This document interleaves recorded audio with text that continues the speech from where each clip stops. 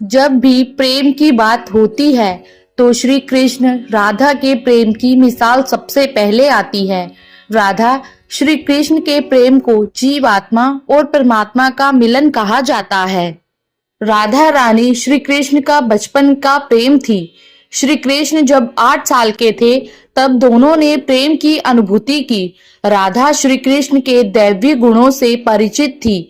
उन्होंने जिंदगी भर अपने मन में प्रेम की स्मृतियों को बनाए रखा। यही उनके रिश्ते की सबसे बड़ी खूबसूरती है। कहा जाता है कि श्री कृष्ण को केवल 2 ही चीजें सबसे ज्यादा प्रिय थी। ये दोनों चीजें भी आपस में एक दूसरे से गहराई से जुड़ी हुई थी, बांसुरी और राधा रानी। कृष्ण की बांसुरी की धुन ही थी जिससे राधा कृष्ण की तरफ खींची चली गई। राधा की वजह से श्री कृष्ण बांसुरी को हमेशा अपने पास ही रखते थे।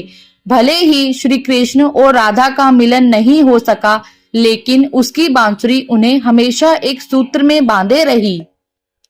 श्री कृष्ण के जितने भी चित्रण मिलते हैं उनमें बांसुरी जरूर रहती है। बांसुरी श्री कृष्ण के राधा के प्रति प्रेम का प्रतीक है। वैसे तो राधा से जुड़ी कई अलग अलग विवरण मौजूद हैं, परंतु एक प्रचलित कहानी है। भगवान श्री कृष्ण से राधा पहली बार तब अलग हुई जब मामा कंस ने बलराम और कृष्ण को आमंत्रित किया। वृंदावन के लोग ये खबर सुनकर दुखी हो गए। मथुरा जाने से पहले श्री कृष्ण राधा से मिले थे। राधा कृष्ण के मन में चल रही हर गतिविधि को जानती थी। राधा को अलविदा कह कृष्ण उनसे दूर हो गए।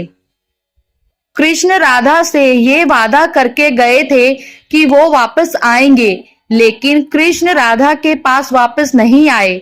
उनकी शादी भी रुक्मणी से हुई। रुक्मणी ने भी श्री कृष्ण को पाने के लिए बहुत जतन किए थे।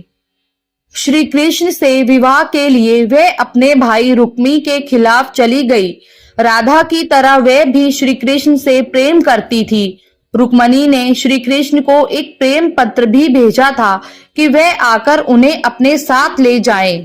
इसके बाद ही श्री कृष्ण रुक्मणी के पास गए और उनसे विवाह कर लिया। कृष्ण के वृंदावन छोड़ने के बाद से ही राधा का वर्णन बहुत कम हो गया। राधा और कृष्ण जब आखिरी बार मिले थे तो राधा ने कृष्ण से कहा था कि भले ही वो उनसे दूर जा रहे हैं, लेकिन मन से कृष्ण हमेशा उनके साथ ही रहेंगे।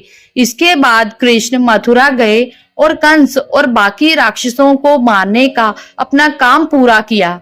इसके बाद प्रजा की रक्षा के लिए कृष्ण द्वारका चले गए और द्वारकाधीश के नाम से लोकप्रिय हुए।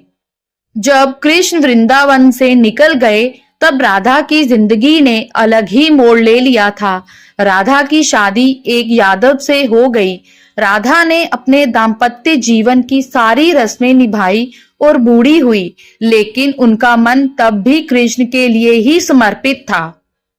राधा ने पत्नी के तौर पर अपने सारे कर्तव्य पूरे किए। दूसरी तरफ श्री कृष्ण ने अपने दैवी कर्तव्य निभाए। सारे कर्तव्यों से मुक्त होने के बाद राधा आखिरी बार अपने प्रियतम कृष्ण से मिलने गई।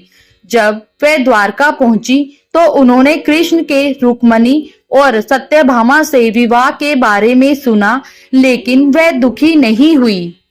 जब श्री कृष्ण जी ने राधा को देखा तो वो बहुत प्रसन्न हुए। दोनों संकेतों की भाषा में एक दूसरे से काफी देर तक बातें करते रहे। राधा जी को कान्हा की नगरी द्वारका में कोई नहीं पहचानता था। राधा के अनुरोध पर कृष्ण ने उन्हें महल में एक देविका के रूप में नियुक्त किया। राधा रानी दिन भर महल में रहती थी और महल से जुड़े कार्य देखती थी। मौका मिलते ही वह कृष्ण के दर्शन कर लेती थी, लेकिन महल में राधा ने श्री कृष्ण के साथ पहले की तरह आध्यात्मिक जुड़ाव महसूस नहीं किया। इसलिए राधा ने महल से दूर जाना तय कर लिया।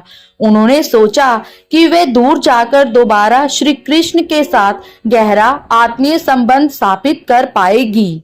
उन्हें नहीं पता था कि वह कहाँ जा रही है, लेकिन भगवान श्री कृष्ण जानते थे। धीरे धीरे समय बीता और राधा बिल्कुल अकेली और कमजोर हो गई। उस वक्त उन्हें भगवान श्री कृष्ण की आवश्यकता पड़ी। आखिरी समय में भगवान श्री कृष्ण उनके सामने आ गए। कृष्ण ने राधा से कहा कि वे उनसे कुछ मांगे, लेकिन राधा ने मना कर दिया। कृष्ण के दोबारा अनुरोध करने पर राधा ने कहा कि वे आखिरी बार उन्हें बांसुरी बजाते देखना चाहती हैं। श्री कृष्ण ने बांसुरी ली और बेहद सुरीली धुन में बजाने लगे। श्री कृष्ण ने दिन रात बांसुरी बजाई, जब तक राधा आध्यात्मिक रूप से कृष्ण में विलीन नहीं हो गई। बांसुरी की धुन सुनते सुनते राधा ने अपने शरीर का त्याग कर दिया। हालांकि भगवान कृष्ण जानते थे कि उनका प्रेम अमर है, बावजूद वे राधा की मृत्यु को बर्दाश्त नहीं कर सके।